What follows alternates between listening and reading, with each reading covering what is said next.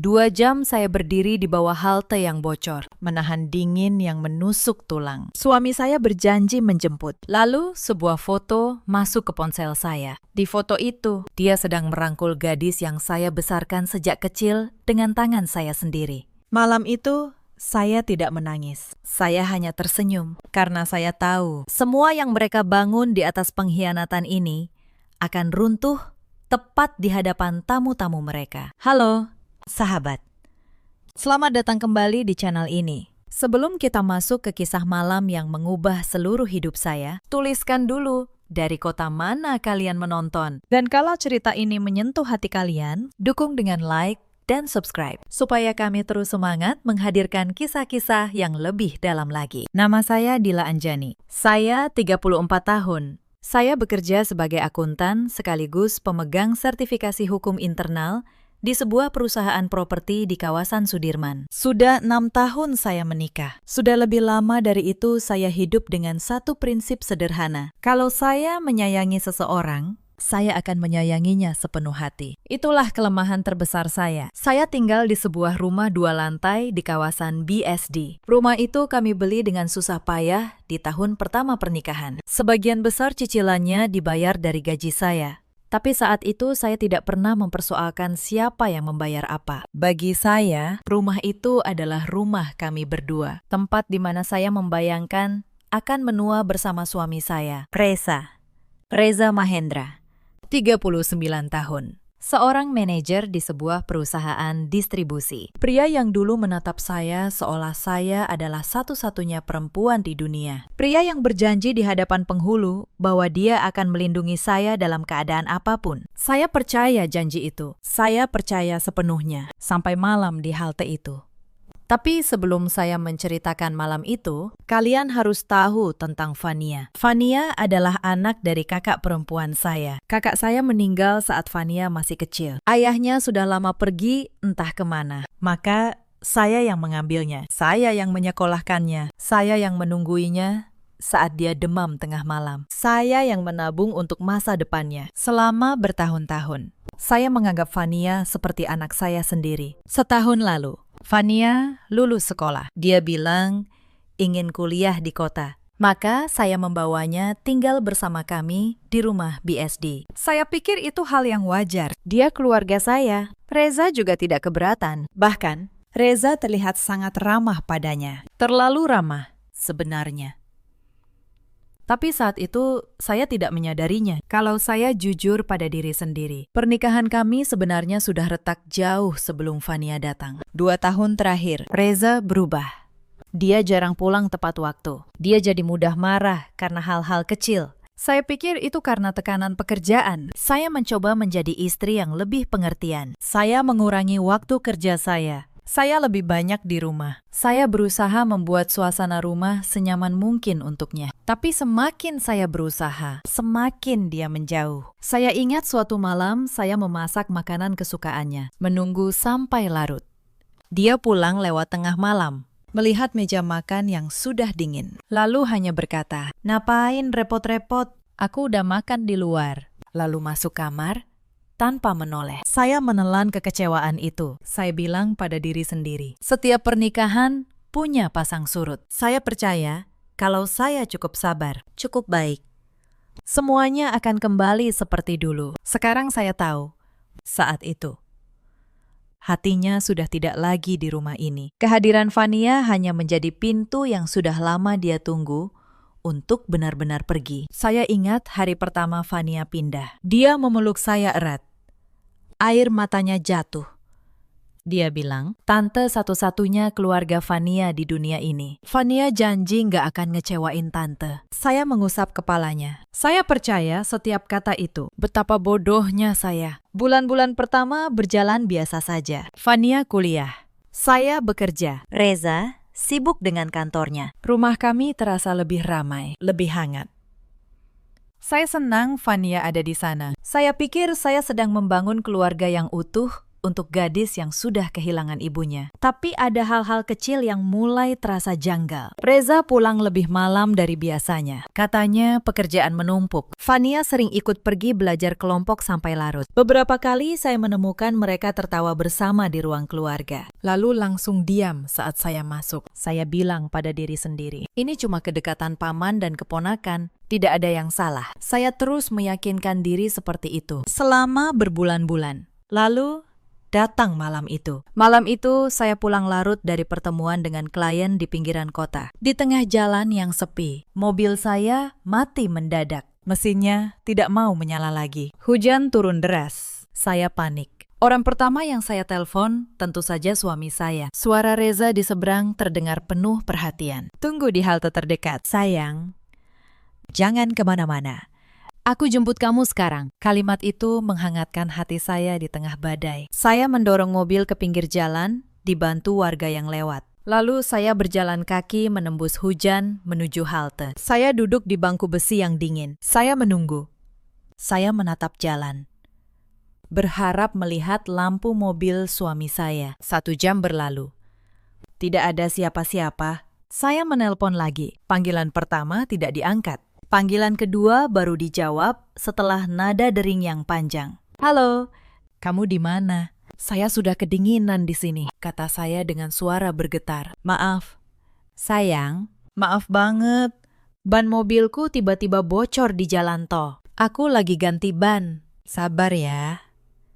Sebentar lagi sampai. Saya menunggu lagi. 30 menit, 40 menit. Tubuh saya menggigil. Baterai ponsel saya tinggal belasan persen. Dan di tengah keputusasaan itu, sebuah pesan masuk dari nomor yang tidak saya kenal. Hanya 1 foto, tanpa kata-kata. Saya membuka foto itu dengan tangan yang gemetar, dan dunia saya berhenti. Di foto itu, suami saya sedang duduk di sebuah tempat yang terang oleh lampu warna-warni. Sebuah klub malam. Lengannya melingkari pinggang seorang gadis muda berbalut gaun merah menyala. Gadis itu menyandarkan kepalanya di bahu suami saya, tersenyum manja. Gadis itu adalah Fania, keponakan saya, anak yang saya besarkan dengan tangan saya sendiri. Ponsel saya hampir terlepas dari genggaman. Hujan menderas, tapi saya tidak lagi merasakan dinginnya. Yang saya rasakan hanya satu hal, dingin yang jauh lebih menusuk, datang dari dalam dada saya sendiri. Saya menatap foto itu lama sekali. Saya ingin percaya itu rekayasa. Saya ingin percaya itu salah orang. Tapi saya mengenal jaket coklat tua itu. Saya yang membelikannya untuk Reza 2 tahun lalu. Dan saya mengenal gaun merah itu. Gaun yang Fania beli minggu lalu, katanya, untuk acara kampus. Saya tidak menelpon Reza lagi. Saya tidak membalas pesan itu. Saya hanya menyimpan foto itu baik-baik. Lalu saya memesan taksi daring dengan sisa baterai terakhir dan pulang sendirian. Di sepanjang perjalanan, saya tidak menangis. Anehnya, kepala saya justru terasa sangat jernih. Seolah selama ini ada kabut tebal yang menutupi mata saya. Dan malam ini, kabut itu tersingkap sepenuhnya. Semua keganjilan selama berbulan-bulan kini terangkai menjadi satu gambar yang utuh dan menjijikkan. Saya sampai di rumah hampir tengah malam. Lampu ruang tamu masih menyala. Dan di sana mereka sudah ada. Reza duduk di sofa, masih mengenakan jaket yang sama dengan di foto. Fania duduk di karpet di bawah kakinya, sibuk dengan ponsel. Saat saya masuk, mereka berdua menoleh dengan wajah terkejut. Loh, kamu sudah pulang? Kok nggak nunggu aku jemput? Tanya Reza. Pura-pura heran. Saya tersenyum. Saya memaksakan senyum itu, meski rasanya seperti menelan paku. Mobilku sudah dibantu derek. Aku naik taksi saja biar cepat. Kamu sendiri jadi jemput kemana tadi?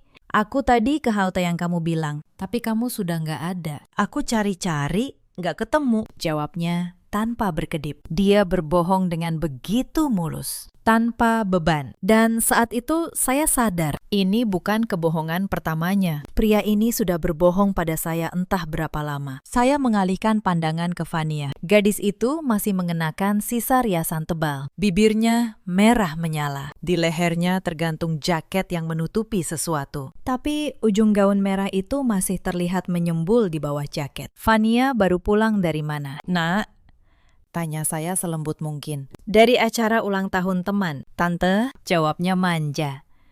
Maaf ya, pulang malam. Tadi hujan deras banget. Untung ada om yang mau jemput.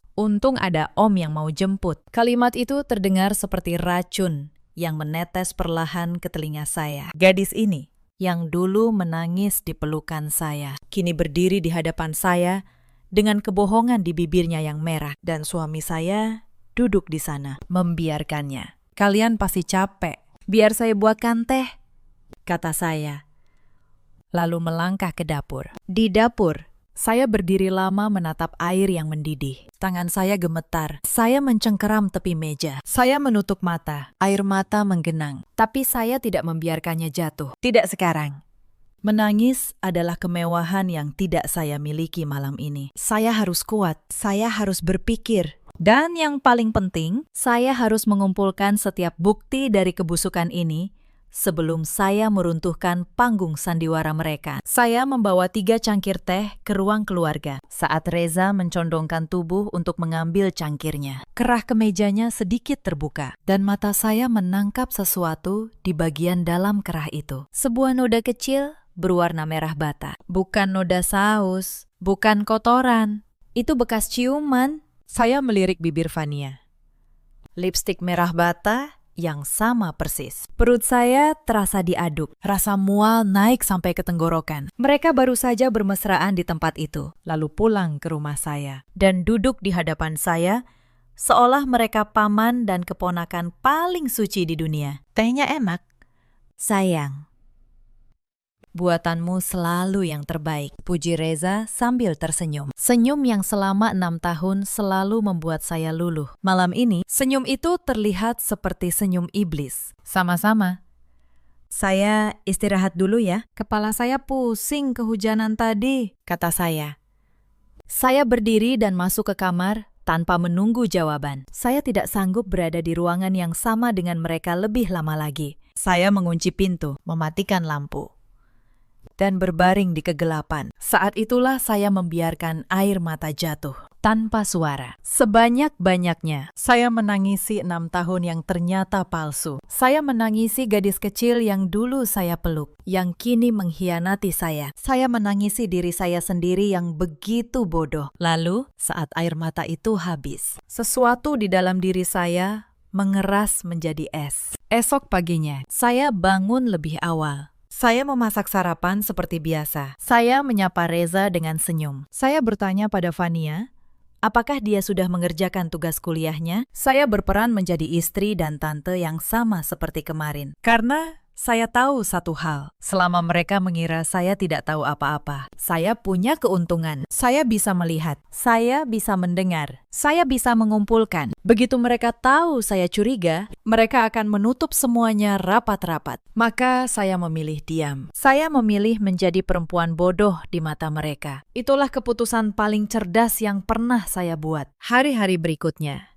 saya mulai memperhatikan segalanya dengan mata yang berbeda. Dan semakin saya memperhatikan, semakin saya melihat betapa jauh pengkhianatan ini sudah berlangsung. Suatu pagi, saya sedang menyiapkan dokumen penting untuk presentasi di kantor. Berkas itu saya letakkan di meja ruang kerja, tersusun rapi. Tapi saat saya kembali dari kamar mandi, berkas itu berantakan. Beberapa lembar tumpah terkena tumpahan jus. Tinta laporannya luntur, tidak terbaca lagi. Fania berdiri di dekat meja, memegang gelas kosong.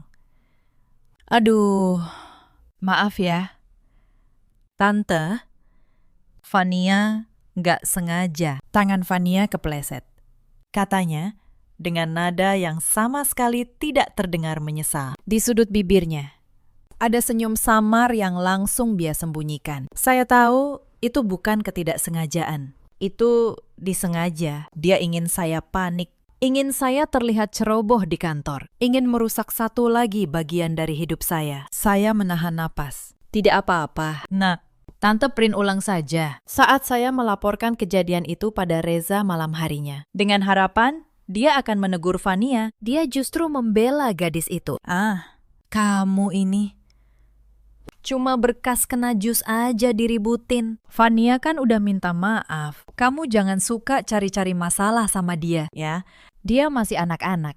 Masih anak-anak, 19 tahun. Dan dia melindunginya seperti melindungi kekasih. Saya hanya mengangguk dan menelan semua yang ingin saya katakan. Mereka tidak lagi terlalu hati-hati di depan saya. Mungkin karena mereka sudah terlalu yakin saya tidak akan pernah curiga. Reza mulai memanggil Fania dengan nada yang berbeda. Lembut.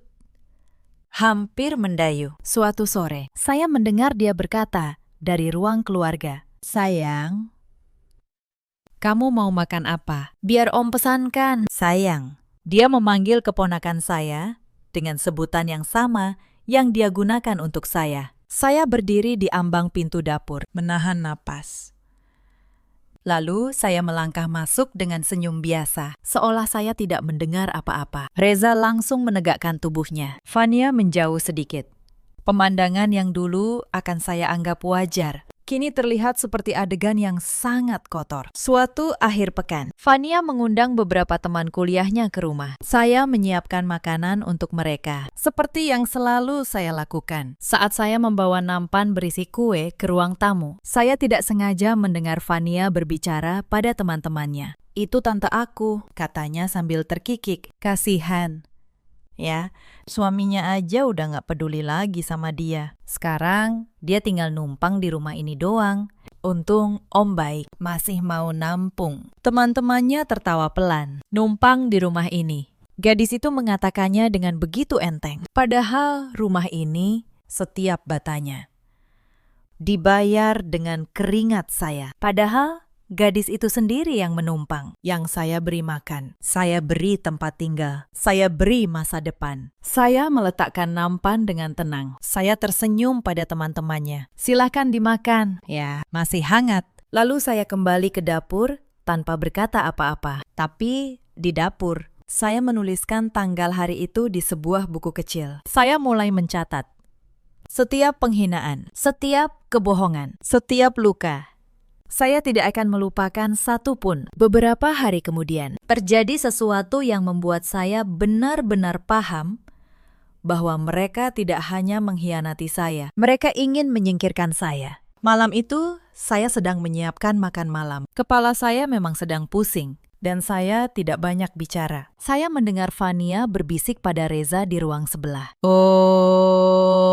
Tante kayaknya makin aneh ya akhir-akhir ini. Suka melamun. Fania takut. Lalu suara Reza menjawab. Iya, Om juga merhatiin. Kayaknya dia stres. Mungkin perlu istirahat panjang. Nanti Om urus. Saya berhenti memotong sayur. Pisau di tangan saya berhenti di udara. Mereka sedang membangun cerita. Cerita bahwa saya, Dilla, sedang tidak waras. Bahwa saya stres, depresi, perlu istirahat panjang. Saya tahu persis apa artinya itu. Mereka sedang menyiapkan alasan untuk menyingkirkan saya dari rumah saya sendiri. Mungkin dengan label orang sakit. Mungkin dengan cara lain. Dan saat itulah saya berhenti menjadi korban. Saat itulah saya mulai menjadi seseorang yang merencanakan. Saya seorang akuntan. Saya bekerja di perusahaan properti. Saya tahu cara membaca dokumen. Saya tahu cara melacak aliran uang. Saya tahu apa arti sebuah tanda tangan di atas kertas. Selama ini saya membiarkan suami saya mengurus semua urusan rumah, semua surat-surat, semua keuangan keluarga. Bukan karena saya tidak bisa, tapi karena saya percaya. Malam itu, saya berhenti percaya. Dan saya mulai bekerja. Saat seluruh rumah sudah terlelap, saya menyalakan laptop di kamar. Saya memasang earphone agar tidak ada suara yang bocor. Lalu, saya mulai menelusuri rekening bersama kami. Mutasi kartu kredit Reza. Riwayat transaksi yang selama ini tidak pernah saya periksa. Apa yang saya temukan membuat tangan saya dingin. Selama 6 bulan terakhir, ada pengeluaran rutin yang tidak pernah saya ketahui. Pembayaran hotel, restoran mahal, butik, sebuah toko perhiasan. Semua dengan tanggal yang bisa saya cocokkan dengan malam-malam Reza pulang larut. Dan jumlahnya tidak kecil. Puluhan juta rupiah mengalir keluar dari tabungan yang seharusnya kami simpan untuk masa depan. Saya mencatat semuanya. Saya memotret setiap layar. Saya menyimpannya di tempat yang tidak akan pernah mereka temukan. Yang membuat dada saya semakin sesak adalah bagaimana mereka melakukannya tepat di depan mata saya. Suatu hari, Fania pulang dengan sebuah tas tangan bermerek mahal. Tas yang harganya mungkin setara dengan gaji saya selama 2 bulan. Dia memamerkannya pada saya dengan bangga. Lihat, Tante, bagus. Kan? Hadiah dari Om. Katanya Fania, pantas dapat yang bagus-bagus. Hadiah dari Om, dibeli dengan uang dari rekening kami. Uang yang saya kira kami tabung untuk masa depan. Reza tidak pernah sekalipun membelikan saya sesuatu seperti itu dalam 2 tahun terakhir.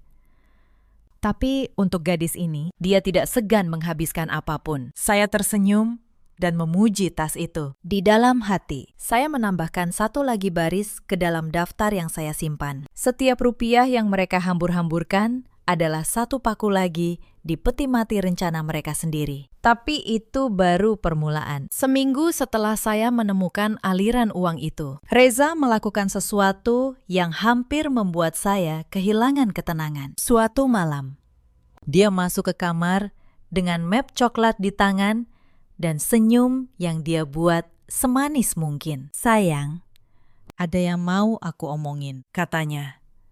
Duduk di tepi ranjang.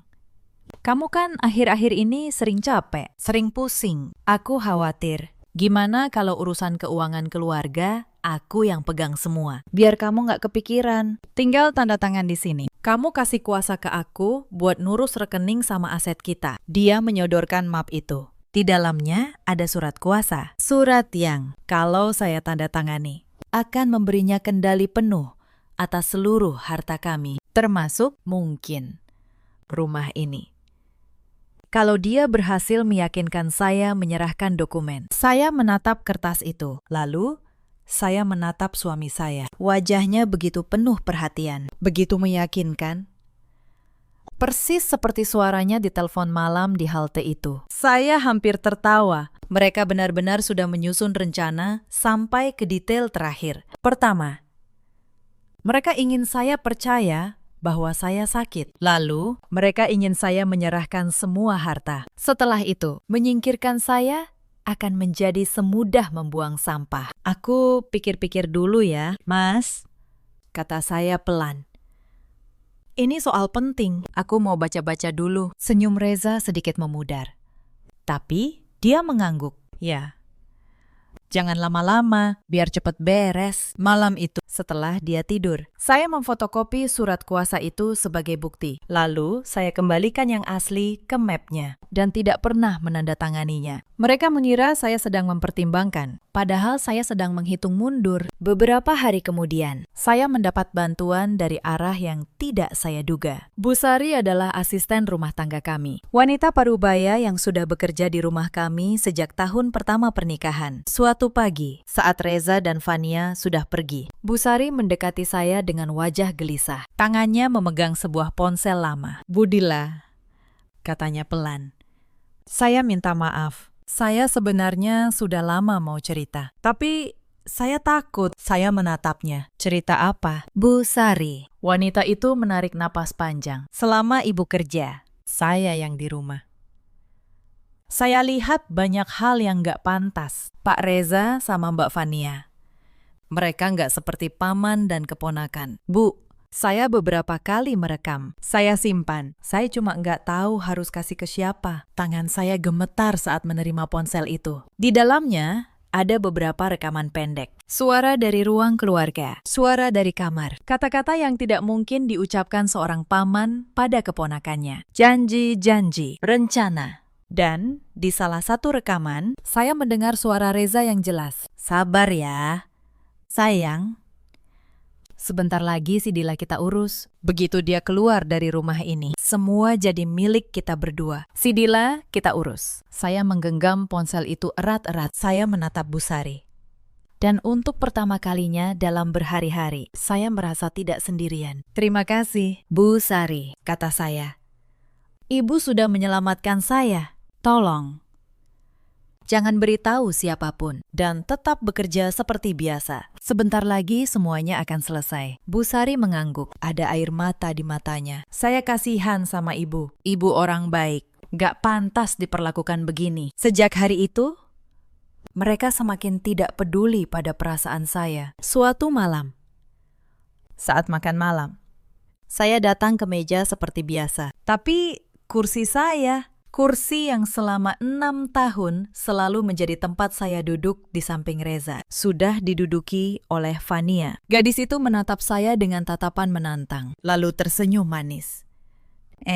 Tante, Fania duduk di sini aja ya. Enak deket Om. Tante, di ujung sana aja. Gak apa-apa kan? Reza tidak berkata apa-apa. Dia hanya tersenyum. Seolah pemandangan itu adalah hal yang paling wajar di dunia. Saya berjalan ke ujung meja, duduk di kursi yang biasanya kosong, dan makan dalam diam. Setiap suapan terasa pahit, bukan karena makanannya, tapi karena saya menyadari di rumah saya sendiri, saya sudah diperlakukan seperti orang asing. Dulu, saya mungkin akan menangis di kamar setelah itu. Tapi malam itu, saya tidak menangis. Saya hanya menambahkan satu lagi catatan. Dan saya mengingatkan diri saya sendiri. Sebentar lagi semua ini akan berakhir. Dengan cara yang sama sekali tidak mereka bayangkan. Saya tersenyum. Tapi di dalam hati, saya tidak lagi memikirkan kesedihan. Saya memikirkan langkah berikutnya. Saya punya bukti perselingkuhan. Saya punya bukti aliran uang. Saya punya rekaman niat mereka untuk menyingkirkan saya. Tapi semua itu belum cukup. Saya tidak ingin sekadar membuat mereka malu. Saya ingin mereka kehilangan segalanya. Persis seperti mereka berniat membuat saya kehilangan segalanya. Tapi sebelum saya sampai ke sana, terjadi satu malam yang hampir membuat rencana saya berantakan. Malam itu, saat makan malam, saya merasa tidak enak badan. Kepala saya pusing berat dan mata saya berkunang-kunang. Saya berdiri dari kursi dan tiba-tiba dunia berputar. Saya berpegangan pada meja agar tidak jatuh. Reza langsung berdiri. Tapi bukan untuk menolong saya. Dia menoleh pada Fania dan berkata dengan suara yang sengaja dikeraskan. Lihat, kan? Tante kamu sudah mulai begini lagi. Untung ada saksi. Fania, kamu lihat sendiri, tante kamu nggak stabil, ya. Saya tersadar, mereka sedang membangun saksi. Mereka ingin orang lain melihat saya lemah dan tidak stabil, supaya cerita tentang saya yang sakit jiwa terdengar masuk akal.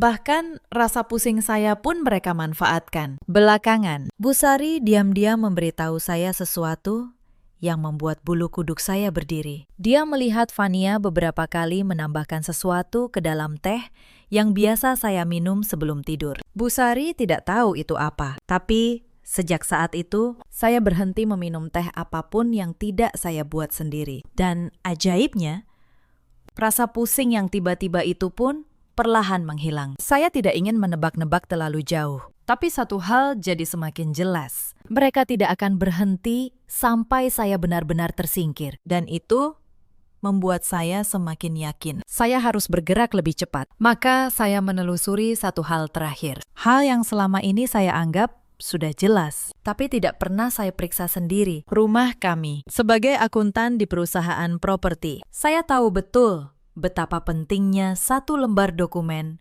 bernama sertifikat. Selama ini saya mengira sertifikat rumah kami atas nama Reza atau atas nama kami berdua. Saya tidak pernah memeriksanya. Tapi malam itu, saya membuka brankas tempat kami menyimpan dokumen penting. Dan di sanalah saya menemukannya. Sertifikat rumah BSD itu hanya tertera satu nama. Nama saya, Dilla Anjani. Saya teringat sekarang. Tahun pertama pernikahan, saat kami membeli rumah, Reza sedang sibuk dengan proyek besarnya. Dia menyuruh saya mengurus semua dokumen sendiri. Kamu kan ahlinya soal beginian, sayang. Urus saja semua, atas nama kamu juga nggak apa-apa. Toh kita suami istri, katanya waktu itu sambil tertawa. Dia tidak pernah mengira kalimat santai itu suatu hari akan menjadi senjata yang menghancurkannya. Rumah ini milik saya. Sepenuhnya. Secara hukum, tidak ada yang bisa mengusir saya dari sini. Justru sebaliknya, sayalah yang punya hak untuk menentukan siapa yang boleh tinggal. Saya menutup brankas itu. Untuk pertama kalinya dalam berminggu-minggu. Saya tersenyum dengan tulus. Tapi senyum itu tidak hangat. Senyum itu dingin seperti es. Sekarang saya punya segalanya yang saya butuhkan. Saya hanya perlu menunggu panggung yang tepat. Dan tanpa saya duga, mereka sendiri yang menyiapkan panggung itu untuk saya. Beberapa hari kemudian, saat makan malam, Fania mengumumkan sesuatu dengan suara berbinar. Tante, bulan depan Fania ulang tahun ke-19. Fania pengen acara yang spesial. Boleh kan? Reza langsung tersenyum lebar. Tentu boleh, sayang. Apapun untuk anak kesayangan kita. Kita bikin pesta besar. Undang teman-temanmu. Undang relasi Om juga. Saya duduk diam, mendengarkan. Dan dalam hati, sebuah rencana mulai terbentuk dengan sempurna. Malam-malam berikutnya, ruang keluarga kami dipenuhi brosur catering, katalog gaun, dan daftar tamu yang jumlahnya mencapai ratusan orang. Fania ingin pesta yang megah. Reza tidak tanggung-tanggung mengeluarkan uang. Uang dari rekening kami. Uang yang sebagian besar berasal dari gaji saya. Saya duduk di sofa, berpura-pura membaca majalah. Tapi telinga dan mata saya merekam setiap detail. Reza duduk berdampingan dengan Fania, melihat-lihat tablet. Jarak duduk mereka terlalu dekat. Sesekali, tangan mereka bersentuhan. Pemandangan yang membuat perut saya mual. Kamu mau tema warna apa? Sayang. Emas dan putih? Kayaknya cocok buat kamu, kata Reza dengan nada lembut. Fania mau merah marun dan emas. Biar elegan, jawab Fania manja, menyandarkan kepalanya sejenak ke bahu Reza, lalu menegakkan tubuhnya saat sadar saya melihat. Lalu Fania menoleh ke arah saya. Wajahnya yang tadi manis langsung berubah datar. Tante, jangan lupa urus souvenirnya ya. Cari yang bagus, tapi jangan kemahalan. Sama. Fania mau ada video dokumentasi masa kecil Fania. Tante kan yang paling tahu foto-foto lama Fania. Tante yang urus aja. Saya tersenyum. Senyum yang saya buat sedatar mungkin. Tentu. Nak, tante urus semuanya. Souvenirnya akan tante pesan yang premium. Dan video dokumentasinya. Tante pastikan itu akan jadi kejutan yang tidak akan pernah dilupakan semua tamu. Fania tertawa kecil. Tawa yang meremehkan. Makasih, Tante. Maaf ya kalau ngerepotin. Tante kan akhir-akhir ini suka sakit kepala. Jangan sampai stres cuma gara-gara ngurusin acara Fania. Lalu Reza menimpali dengan kalimat yang paling kejam yang pernah saya dengar darinya. Iya, kerjakan pelan-pelan saja. Kalau memang kamu sudah nggak sanggup. Kalau otakmu sudah nggak kuat mikir, bilang saja. Nanti aku suruh panitia gedung yang urus. Jangan maksain diri. Nanti malah ngamuk nggak jelas di rumah. Kalau otakmu sudah nggak kuat mikir. Tangan saya mengepal kuat di bawah majalah. Kuku saya menancap ke telapak tangan sampai terasa perih. Tapi wajah saya tetap tenang. Saya hanya mengangguk pelan. Tidak apa-apa. Saya masih sanggup. Saya ingin memberikan yang terbaik untuk pesta keponakan kita. Ini akan jadi karya terakhir saya yang paling istimewa. Mereka tidak menyadari penekanan pada kata terakhir. Reza melambaikan tangan, menyuruh saya kembali ke kamar karena merasa terganggu oleh kehadiran saya. Saya berdiri dan melangkah pergi, meninggalkan mereka yang kembali asik membahas kue tart bertingkat 5. Begitu pintu kamar tertutup, senyum patuh di wajah saya lenyap seketika, tergantikan oleh tatapan sedingin es. Mereka memberi saya tugas mengurus video dokumentasi. Mereka memberi saya panggung. Mereka memberi saya layar besar di depan ratusan tamu dan kepercayaan penuh untuk menayangkan apapun yang saya mau. Mereka baru saja menyerahkan senjata pemusnah mereka sendiri ke tangan saya. Selama 2 minggu berikutnya, saya bekerja dengan ketekunan yang belum pernah saya miliki seumur hidup. Di siang hari, saya menjadi tante yang patuh. Saya memesan souvenir. Saya mencoba dekorasi. Saya mengangguk pada setiap permintaan Fania. Di malam hari, saya menjadi orang lain. Saya menyusun semuanya. Foto-foto pesan dari ponsel yang diberikan Bu Sari. Rekaman suara Reza yang mengatakan akan mengurus saya. Mutasi rekening yang menunjukkan puluhan juta mengalir ke hotel dan butik. Tagihan kartu kredit dan foto malam itu. Suami saya merangkul Fania di klub malam. Saya merangkainya menjadi satu video. Rapi. Berurutan. Tidak ada yang bisa dibantah. Saya menamainya dokumentasi spesial. Lalu saya menyimpannya, siap diputar di layar besar pada hari pesta. Lalu, saya melakukan satu hal terakhir. Saya menemui Pak Hendra, seorang notaris yang juga sahabat lama saya. Saya membawa sertifikat rumah, bukti-bukti keuangan, dan rekaman niat jahat mereka. Saya menyiapkan semua dokumen hukum yang saya butuhkan, surat pernyataan kepemilikan, surat pengosongan rumah, dan saya mulai menyusun gugatan perceraian, lengkap dengan bukti perselingkuhan. Kamu yakin? Dilla, tanya Pak Hendra. Begitu, ini jalan. Tidak ada jalan kembali. Saya tidak pernah seyakin ini seumur hidup saya, jawab saya. Hari pesta pun tiba. Reza menyewa sebuah gedung mewah di pusat kota. Ratusan tamu berdatangan. Relasi bisnis Reza, teman-teman kuliah Fania, kerabat dari kedua belah pihak. Lampu kristal berkilauan, musik mengalun. Di tengah ruangan, Fania berdiri dengan gaun merah marun dan emas. Cantik dan berseri, dikelilingi pujian. Reza berdiri di sampingnya, tersenyum bangga. Tangannya sesekali menyentuh punggung Fania, dengan cara yang seharusnya tidak dilakukan seorang paman. Saya berdiri di sudut ruangan, mengenakan gaun sederhana berwarna gelap. Tidak ada yang memperhatikan saya. Saya hanya tante yang mengurus acara, persis seperti yang mereka inginkan. Acara berjalan lancar. Sambutan demi sambutan. Lalu, tibalah saatnya yang sudah saya tunggu. Pembawa acara mengumumkan. Dan sekarang, sebuah persembahan spesial untuk Fania. Video dokumentasi yang disiapkan oleh tante tercinta, Ibu Dilla. Ratusan pasang mata berpaling ke layar besar di depan ruangan. Reza tersenyum.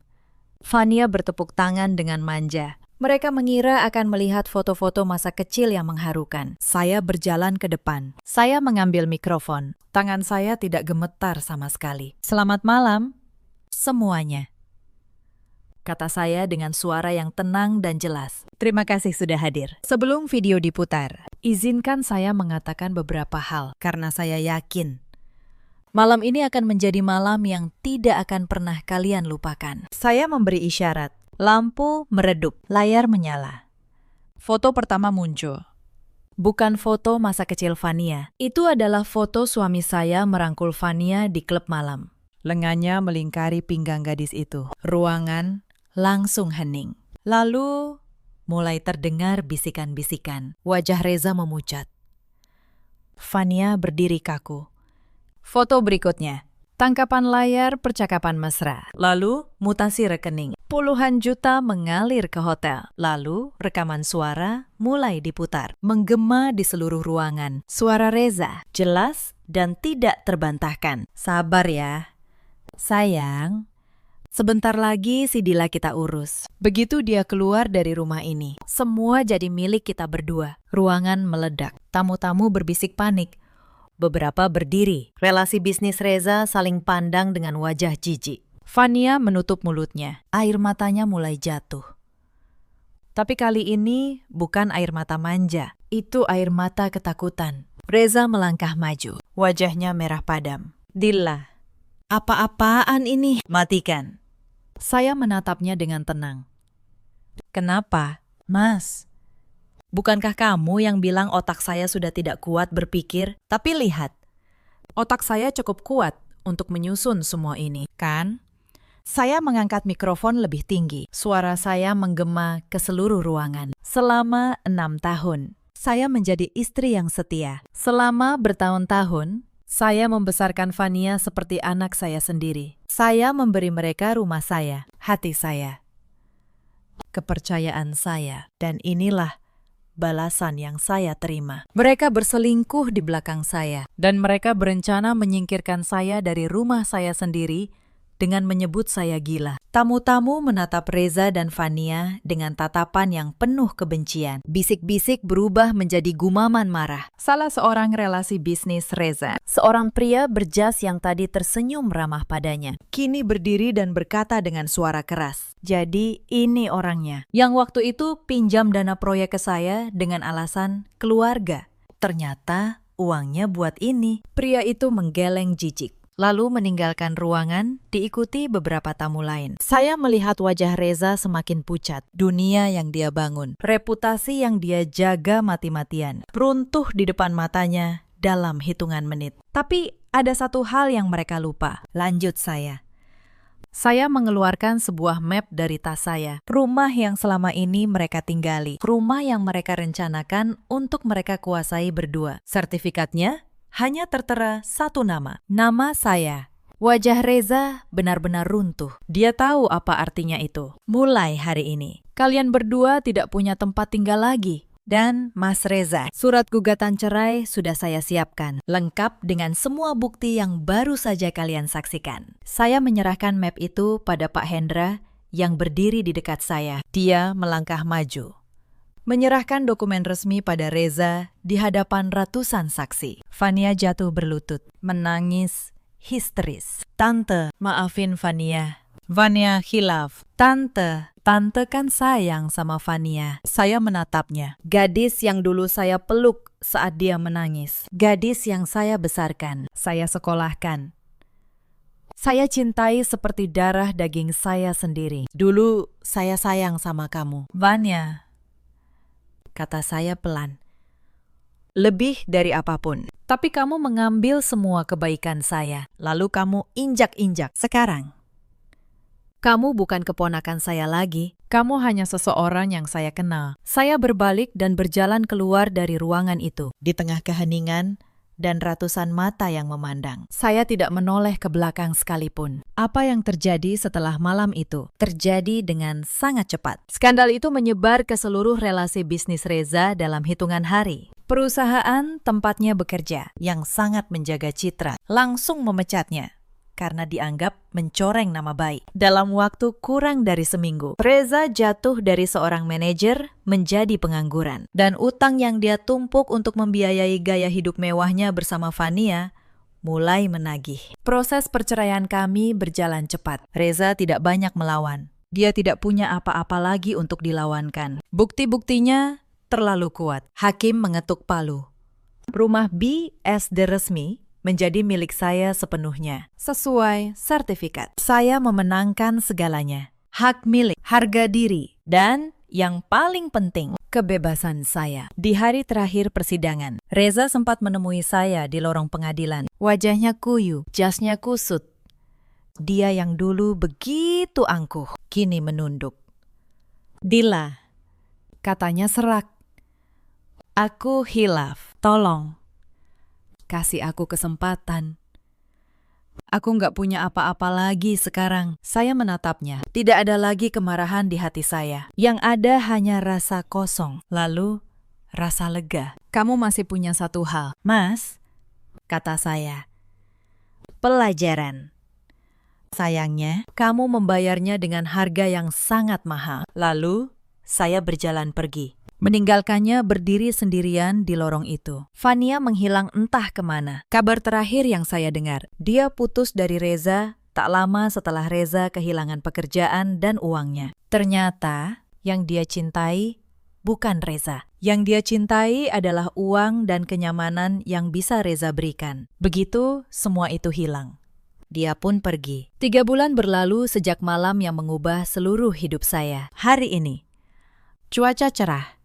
Saya berdiri di depan cermin di apartemen baru saya yang bersih dan terang. Saya memutuskan untuk menjual rumah BSD itu. Dindingnya menyimpan terlalu banyak kenangan kotor. Uang hasil penjualannya saya gunakan untuk membeli sebuah ruko kecil di pusat kota. Saya akan memulai bisnis catering, sesuatu yang selalu ingin saya lakukan, tapi selalu dilarang Reza karena dianggap tidak selevel dengan jabatannya. Sekarang, tidak ada lagi yang bisa melarang saya. Bu Sari pun ikut bersama saya, menjadi tangan kanan saya di dapur. Kami memulai dari nol, dari pesanan kecil tetangga, lalu perlahan berkembang.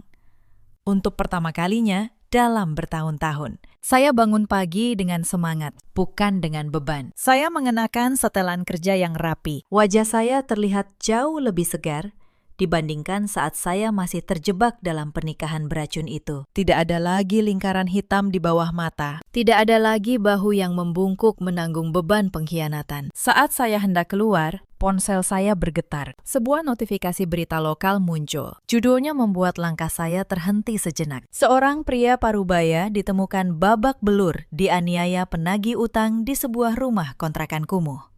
Ada foto kecil, meski wajahnya tertutup memar. Saya mengenali jaket coklat tua lusuh itu. Jaket yang dulu saya belikan. Itu adalah mantan suami saya. Pria yang dulu dengan angkuh merencanakan membuang saya dengan label orang gila. Saya mematikan layar ponsel tanpa membaca lebih lanjut. Rasa iba sama sekali tidak terlintas di hati saya. Semua manusia pada akhirnya akan menuai apa yang mereka tanam. Dia menanam pengkhianatan dan kebohongan. Maka panen yang dia terima adalah kehancuran. Saya melangkah keluar, mengunci pintu apartemen, dan berjalan menuju lift. Saat pintu lift tertutup, saya melihat bayangan diri saya di permukaan logamnya. Seorang perempuan yang tersenyum tenang. Saya bukan lagi perempuan bodoh yang menunggu di halte sepi di tengah hujan. Saya bukan lagi tante yang kebaikannya bisa diinjak-injak. Saya adalah seorang penyintas yang berhasil membangun kembali hidupnya dari puing-puing pengkhianatan. Cerita ini mengajarkan kita banyak hal. Jangan pernah menukar kesetiaan dengan nafsu sesaat, dan jangan pernah meremehkan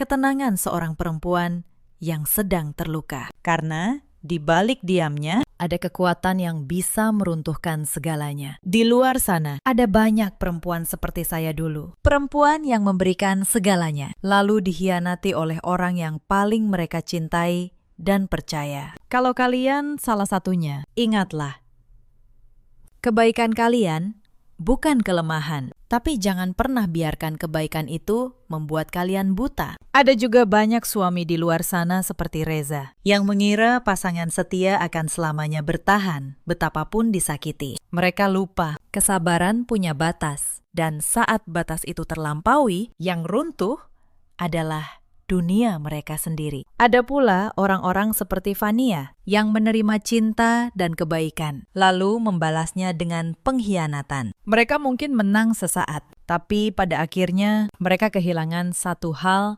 yang paling berharga, kepercayaan. Dan tanpa itu, mereka tidak akan pernah benar-benar bahagia. Dalam hidup, kita selalu punya pilihan. Kita bisa memilih untuk menjadi baik, tapi kita juga harus cukup kuat untuk melindungi diri kita sendiri. Hidup saya kini sepenuhnya milik saya. Dan saat pintu lift terbuka menyambut cahaya matahari pagi, saya melangkah maju dengan kepala tegak, siap menyambut dunia yang baru. Dunia di mana tidak ada lagi tempat bagi mereka yang berani mengkhianati kesetiaan saya. Kalau kisah ini menyentuh hati kalian, ceritakan pengalaman kalian di kolom komentar. Terima kasih sudah menemani saya sampai akhir.